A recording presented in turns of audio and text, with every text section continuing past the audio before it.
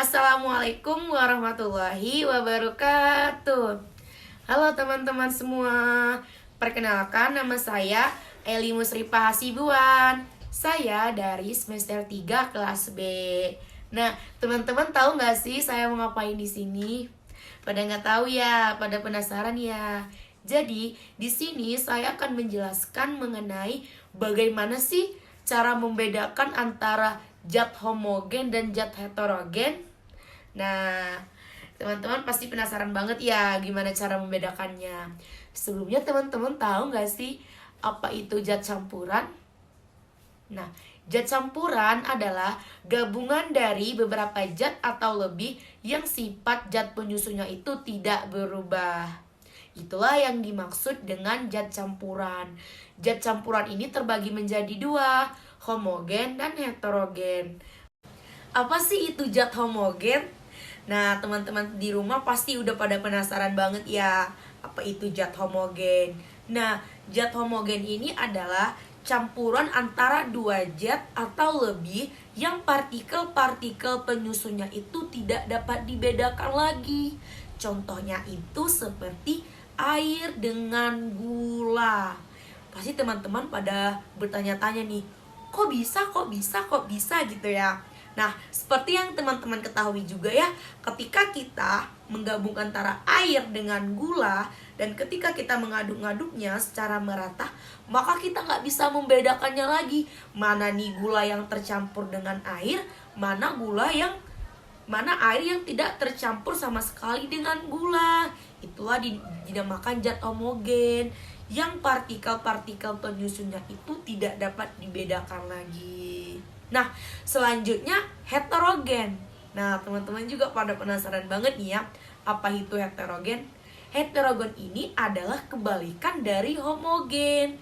Apabila homogen tidak dapat dibedakan lagi, maka heterogen ini masih dapat dibedakan. Nah, heterogen adalah campuran antara dua zat atau lebih yang partikel-partikel penyusunnya itu masih dapat dibedakan satu sama lain.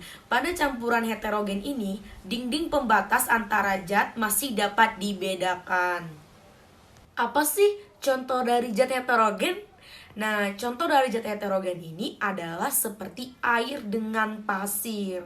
Teman-teman pasti penasaran ya, kenapa ya air dengan pasir dinamakan zat heterogen? Karena ketika teman-teman di rumah memiliki air dan pasir dan ketika mereka berdua diaduk-aduk, maka otomatis pasir yang di dalam air ini masih terlihat. Itulah yang disebut zat heterogen, masih dapat dibedakan. Terima kasih teman-teman. Mungkin sekian penjelasan dari saya mengenai pengertian dari homogen dan heterogen. Kurang lebihnya saya mohon maaf. Sampai jumpa di praktek teman-teman. Oke teman-teman, seperti yang saya bilang sebelumnya, di sini kita akan masuk ke sesi praktek. Dengan praktek ini, teman-teman bakal bisa membedakan mana zat homogen dan mana zat heterogen. Nah, di sini saya ada air ya, bisa kita lihat ini air. Dan ini ada gula, ada pasir, ada kecap manis, ada minyak, ada garam, dan ada kopi. Nah, seperti yang saya bilang sebelumnya juga, homogen itu zat yang tidak dapat dibedakan partikel penyusunnya, sedangkan heterogen itu yang masih dapat dibedakan. Sekarang, mari kita coba. Air dengan gula, air dengan pasir, air dengan kecap manis, air dengan minyak, air dengan garam, dan air dengan kopi. Oke. Nah, sebelumnya gula. Mari kita aduk-aduk secara merata. Apakah dia termasuk zat homogen apa heterogen? Kita aduk-aduk ya teman-teman.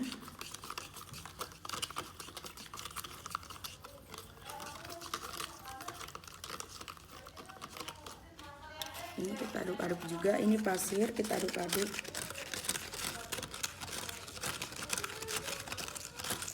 Ini kecap manis. dan ini minyak. Dan ini garam ya teman-teman.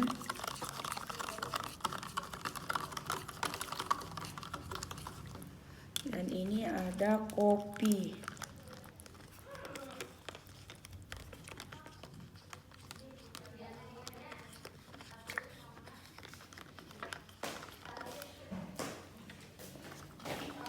Nah, sekarang kita masuk ke sesi membedakannya. Mana zat homogen dan mana zat heterogen. Gula dengan air. Seperti teman-teman lihat ya, gula dan air itu menyatu, jadi kita tidak dapat membedakannya lagi. Ini termasuk zat homogen. Iya, betul. Sedangkan pasir dengan air itu, pasirnya masih membedakan nih. Seperti yang kita lihat, air sama pasir tidak dapat menyatu. Pasirnya itu membedakan.